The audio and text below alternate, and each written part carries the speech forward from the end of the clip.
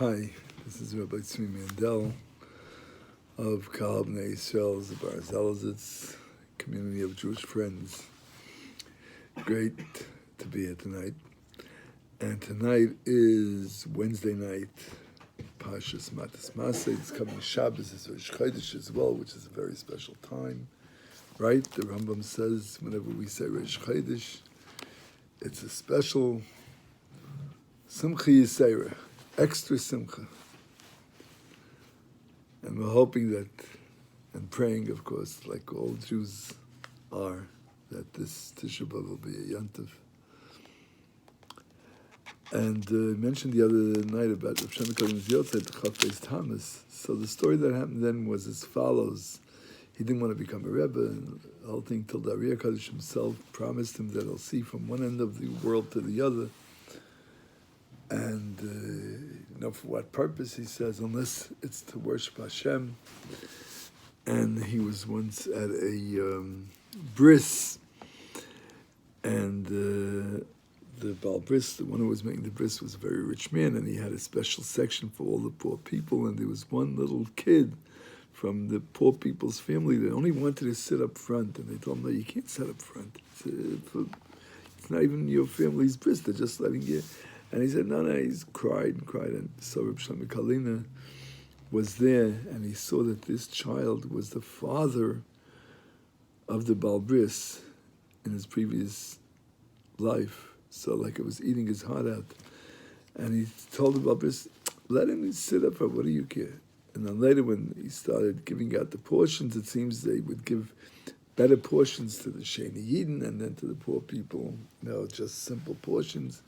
Though he was a big Baal Tzedakah and everything, and this kid wanted only a big special portion, and the guy couldn't take it anymore. Just took the kid and threw him out. And Shlomo Kalina said, "Ibn Shalom, please take this away from me already. I can't look at it anymore." The Helga of Shlomo Kalina said, and it's brought down by Saran, that the biggest moifus is, the biggest miracle that a tzaddik can make is reinzugeben ihre Shemayim in a Yiddish hearts. To so-called burn in a spiritual way. Pashas Tzav. Eitzel tzaddik kol ha-moifsim einu malacha. Raka'ika malacha, his main work is l'lamed li-Yisrael heich lamed as Hashem, how to worship Hashem. Shem Reb Shlomo Kalina Zatzal, ha-moifus ha-gadol sheba moifsim. He was known for moifsim, for miracles. So he said the greatest miracle is Areinton in Ayidin as Ken Zogen Avot Fagot Baruch Hu. That's the whole story. And the Helka told us, who was one of the Ga'onei Hadar before he became a student of the Baal Shem Tov, and he was like, imagine Moshe Feinstein or the Noda B'Yehuda. And the Baal Shem Tov saw that he was supposed to be one of his students, and he tried all kinds of things, till one time he came to him, and they were already very close. They had a relationship, but he didn't want to recognize the Derech of Baal Shem Tov, and he said, come with me for a ride in the wagon. And he went with him, and they came to a faraway place, and it was time for Mincha, and there was no water to wash your hands before Mincha. Erches v'nikayin kappa, it's halach and Shulchan Aruch. And the Holy Baal Shem Tov got off the wagon and started looking all over for water, and he couldn't take it anymore till he finally threw himself on the ground, and he said, Ibn Shalom, if I can't do the halacha and the mitzvah and the inyan of washing my hands before davening, take my neshama away from me. Then the Talmud said that a tzaddik, after he saw all kinds of things by him, tchias hamesim, awakening the dead, and all kinds of things, he didn't chap and espouse him all these things. He wasn't amazed by them, but this he was amazed by how important it was for Baal Shem Tov to do one little drabanan dika mitzvah of washing one's hand before Mincha. And after that, he became a close student of the Baal Shem Tov. He wrote the first Chassidishe Sefer, told us Yankov Yosef. Okay, so we'll go to the Kitzer the short version of Chavis Halvavis, and again, I will reiterate, I know I keep on saying the same thing over again. But yes, I hope that we'll study this 3 times over, like last year, and really internalize it. It'll make us better human beings and better Jews. El Chiyidin and Nenshin. And we're up to chapter number... We're in the middle of chapter number 5, and let me say it again, that these are goals and ideas, and no one can tell you, besides yourself, or if you have a real Rebbe, really, that knows you and knows your neshama, where and how much of we studied and we're going to study is appropriate for you. You know. So, we studied about the charata amitis, the real regret of sin. And the next part he goes through in the 5th chapter is azivus hachet, leaving go of the sin. So the steps are, first of all, sheyafresh atzmei, he should separate himself mikol shabariyasa, whatever the Creator doesn't allow us to do, tall order, right? One knows what he can and what he can't, and at what level he has to grow in this. Next one, he should separate himself even from things that are permissible to do, that could bring him to prohibited things. Number 3, he should keep away from sinning because of the pachad ha'einish, what a word, because of the fear of miserable sin, a punishment for this sin. Number 4, he should separate himself from sin because of his embarrassment of the Creator, not because of embarrassment from human beings. It's not because, it doesn't look nice for the community. I got to dress like this, or speak like this, or think like this, because this is what... No, that's not called worshiping Hashem. That's called worshiping human beings. But the bushi is me'abari. It's tall order, but there are simple halachas that I always like to speak about it. The halachas of tznius, whether it's the way a person dresses, whether it's the way a person speaks, a person thinks, all have to do with being embarrassed of God, and it's a good embarrassment. And it doesn't matter if you're on an island all by yourself. You don't walk around naked, because it's not respect to your Creator, not because of who will see you or who won't see you. And if the way I dress is whatever it might be, so is it respectful for Hashem? To some Jews, wearing a hat by davening is respectful. In other communities, it was not. We take the German community. My father's Chavach told me there was a big German community.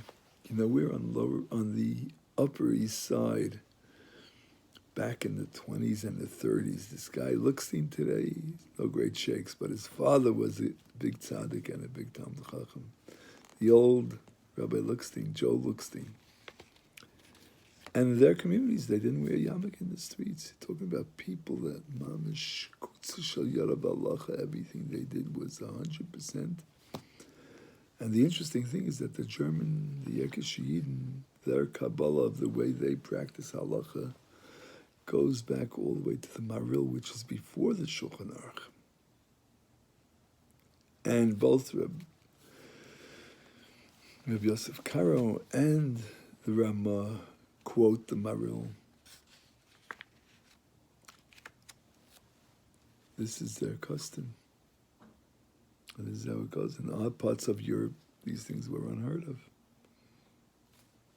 So, being embarrassed from Hashem is a good thing. Being embarrassed from people is, should we call it idol worship? It's a little bit extreme to say that, but, along those lines. Okay, number 5. One should leave evil things, even he shouldn't even think of returning to it. Again, so this has to do with a person's level. The next part, those were the 5 steps in Azivus HaChet, leaving go of sin. Next thing is, a person has to ask forgiveness. How does one know? How does one ask forgiveness? So he has 5 steps over here.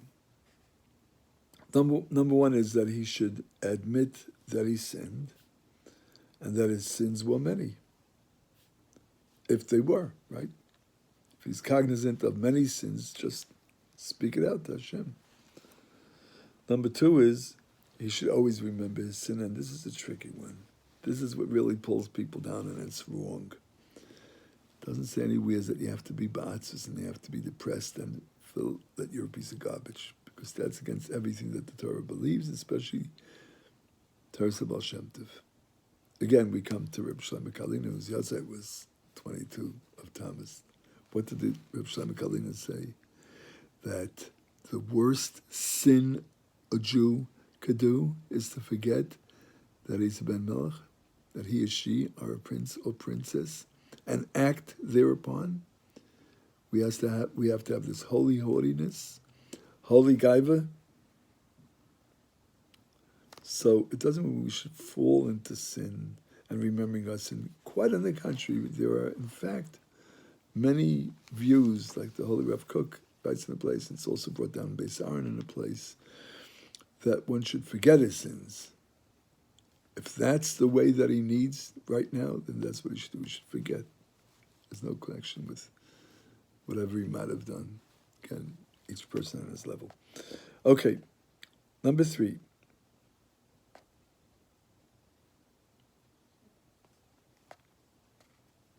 Again, this is tall order and it's for greater and higher neshamas than us, but we have to know about it.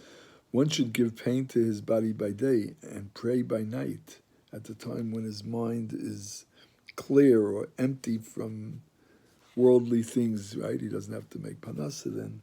He doesn't have to go run to the grocery store.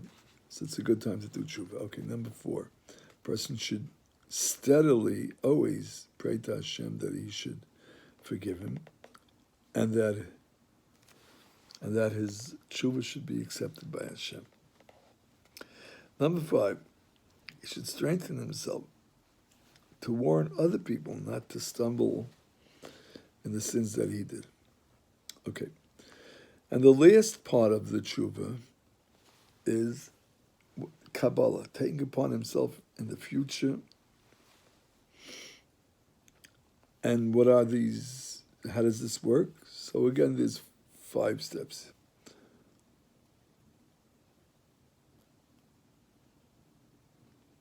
One should have a scale, a spiritual scale in his mind, in his heart, in his neshama, whatever makes him tick, right?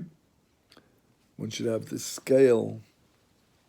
On one side, he should see the pleasure, the temporary pleasure from this world, which is always mixed with pain one way or another, as compared from sins in this world, as compared to the eternal bliss and pleasure of kiyum mitzvahs, of doing Hashem's mitzvahs that have no pain or hurt connected to it at all. It's just complete joy and bliss. And imagine our parents and grandparents and great-grandparents for leading the lives that they did. And know there was once a time when all people were religious and loyal to the religion, not just religious in a community unity way. It wasn't a political party. It was real. And they are now in the worlds way above us. All these worlds are right down here with us because we can do the same. Isn't that special? we were putting up a mezuzah today. The other day in my home, someone moved in, put in 3 mezuzahs, and we learned in the Rambam there that the mezuzah is a mitzvah tmidi. Every second you have a mezuzah on in your home, you are doing the mitzvah, whether you realize it or not. If you're a man, you're putting on tzitzis. And there are some mitzvahs that are steadily going on, even though on the outside we're not even realizing that it's going on. But yes, it's ours. And that's why Chazal say that a person that has a mezuzah on his door and is wearing tzitzis. And what else? Wearing tefillin, I think it says, when they used to wear tefillin all day. He doesn't sin so fast. Of course, it means if he's cognizant of it and internalizes it. Number 2, you should take to heart the day that his day of death is coming closer. And Hashem will be angry about his not fulfilling what he came to this world for. Again, has to do with every person according to his level. And a person who has a tzaddik emes, who goes on this derech of the Baal Shem Tov, that knows who you really are and who you were, can help you in not making a mistake in your cheshbon hanefesh. Because you can't just take out a book or a sefer or a chazal or a medrash and say, this is it, because there's another chazal that says just the opposite, or differently, and there's 3 other chazal. That's not a way. Number 3, a person should think deeply in his heart